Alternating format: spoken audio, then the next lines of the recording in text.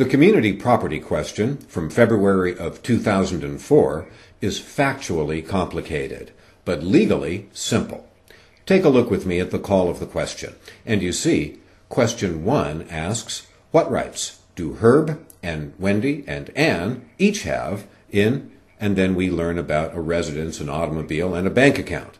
Well, we're accustomed to seeing Herb and Wendy in these questions, but who is Ann, and what is she doing here?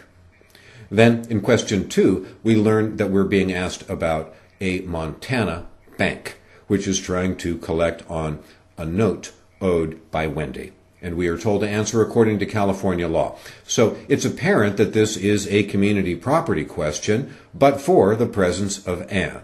So, wondering a little bit about whether or not this might be a wills and trusts question, we go to the top. And in paragraph 1, we see all of these facts about quasi-community property. Anytime we've got a couple getting married in Montana, we know two things. We know they're coming to California, and we know that marriage will fail in California. Also, in paragraph 1, we learn about the promissory note, which is the subject of call of the question number 2. And we learn about the Montana residence, which is in call of the question 1A. In paragraph 2, we learn that Herb and Wendy move to California and become domiciled here. They also don't sell their Montana house. That's still part 1A of the call of the question. Now, paragraph 3 is the most complicated paragraph, and it's also the telenovela paragraph. Here we learn about Ann. Ann is a woman that Herb begins having an affair with, and in this family values paragraph, we find out that he basically sets up housekeeping with Ann and doesn't tell Wendy about it. Then, in paragraph 4, we find out that this guy is even more despicable than we thought. Not only is this guy setting up housekeeping with Ann, he's still seeing Wendy on occasion. Now, the reason why that's relevant is because it indicates that the marriage between Herb and Wendy is still active for community property purposes.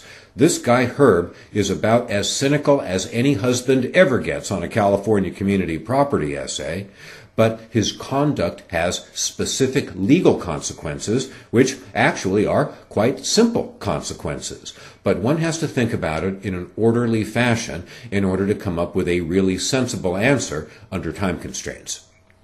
So, at the end of paragraph 3, we see that Ann is basically a quasi-spouse, but not a real spouse. And we also learn about the car, which is call of the question 1B. This is an automobile that Herb and Ann buy, quote-unquote, together. However, Herb makes all of the payments with his community property earnings.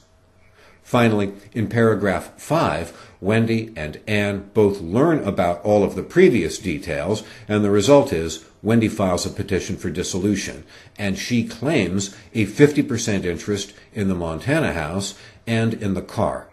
And then we learn a few more facts about the details with regard to the property, and we learn a little bit more about the promissory note for call of the question 2, and we learn about Ann's bank account, which is call of the question 1C. Then we get the call of the question again, and acknowledging that this really is a factually complicated problem, turn the page and take a look at how I impose organization on it. And again, I'm not doing anything surprising at all. Up front, I talk about the quasi-community property facts, and then I go into the 4 items of property: the residence in Montana, the car, the bank account, and then the cause of action between the bank in Montana and Wendy. And within each of those sections, other than the quasi-community property analysis, all I do is talk about the source, the actions, and I reach a conclusion. So, ultimately, this question is organized precisely the same way that every other community property question is organized. And doing it this way allows us to focus narrowly and specifically on the facts in the pattern.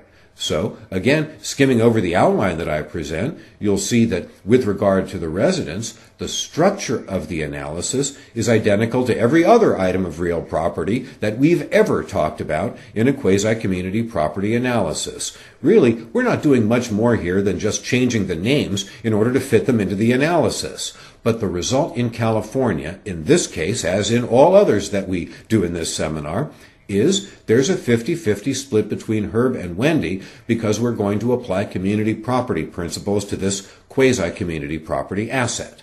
Next, we turn to the automobile, and this is probably the most complicated section of our reasoning. But if we apply our basic framework of analysis, it becomes simple. The source of money for this car was Herb's earnings during his marriage to Wendy, and the facts don't make it more complicated. It would be a much more difficult question if Anne also paid part of the payments on this car, but she didn't. She did help apply for the loan. She signed the loan documents along with Herb, but she didn't pay anything. And so it's easy for us to just say, this car was paid for with community property earnings, and therefore Wendy gets a 50% interest. Turning to the bank account, again, we're doing the framework of analysis in exactly the same way. This time, the source is neither Herb nor Wendy, but Anne. She earned this money while she was living with Herb. And she, at the time, thought she was married to Herb, or at least was holding herself out to be the wife of Herb. But her name was the only one on the account, and Herb was legally married to Wendy at the time. So I give the bank account completely to Anne, and I don't think anybody else has an interest in it. Finally, I turn to the analysis of the bank versus Wendy, and again, imposing our standard analysis on this question, we see that the source is a premarital obligation of Wendy, the wife. Nothing happens that should change the nature of this obligation, and so I conclude that it is Wendy's alone, and I also observe that she's got enough money to pay for it. Now, turn for just a couple of minutes and have a look with me at the answer that I present to this question. You'll see that once we arrive at this sensible way to organize our analysis, it's just another series of short answers.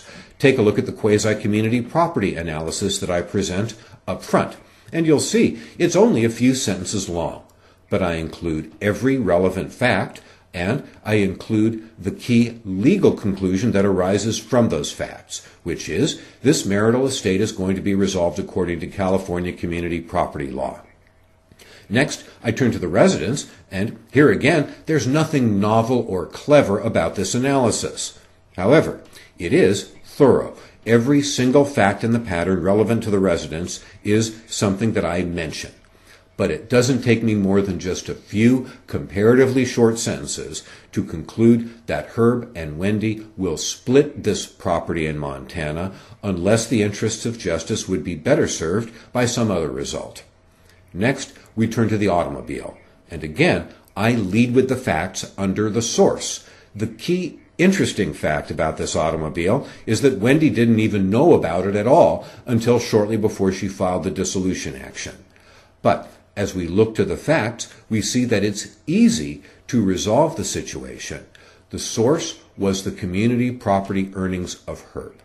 Now, look at the actions. These two paragraphs are much more in-depth than anything I've got to say about the residence in Montana, and the reason for that is because this is a much more complicated situation. So here you'll see that I go deeply into the facts, as deeply as a one-hour essay will allow, and I conclude that the automobile is the community property of Herb and Wendy because it was purchased with Herb's earnings during marriage, and just doesn't have an interest in the car. Now, I turn to the bank account, and here, again, if you take a look at the actions section, I give this two fairly thorough paragraphs. I lead with the facts with regard to the source, and then I go into the actions. And here I suggest that it would be possible for a court to look at the situation and judge the bank account to be basically the community property of Anne and Herb based on their being in a putative marriage. However, I think the interests of justice are much better served by not allowing Herb to gain an additional almost $8,000 benefit, a $7,500 benefit, as a result of his own misconduct. So I award the bank account completely to Anne as her separate property. Then, finally, turning to the last issue, the Montana Bank and its action against Wendy, here again, I just don't think there's a great deal going on that requires thorough analysis beyond what I've presented here. It seems to me that I've basically got every conceivable fact that we know incorporated into this part of the answer. Basically, I figured that the Montana Bank has a valid claim, but it can only enforce this judgment against Wendy alone. And it has nothing to do with the soap opera facts. It's just a clear analysis of the chronology. Wendy entered into this obligation before her marriage to Herb, and thus it is solely her obligation. And that wraps up a discussion of what I think you'll agree is a factually intricate but legally fairly simple community property question.